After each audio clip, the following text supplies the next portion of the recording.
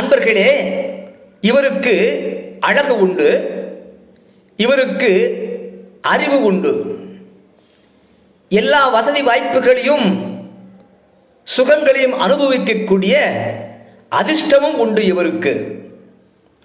இவர் இனிமையாக பேசுவார். இவர் வாழ்க்கையிலே உணவுக்கு பஞ்சமே இல்லை. மேலும் இவரிடம் பிறருக்கு உதவி செய்யக்கூடிய நற்குணம் உண்டு. யார் இவர்? ஜாதகத்திலே சூரியன் நின்ற வீட்டிற்கு அடுத்த வீட்டிலே, சூரியன் இருக்கின்ற வீட்டிற்கு இரண்டாவது வீட்டிலே சந்திரன், ராகு, கேது தவிர பிற கிரகங்கள் இருக்க பெற்றவர்.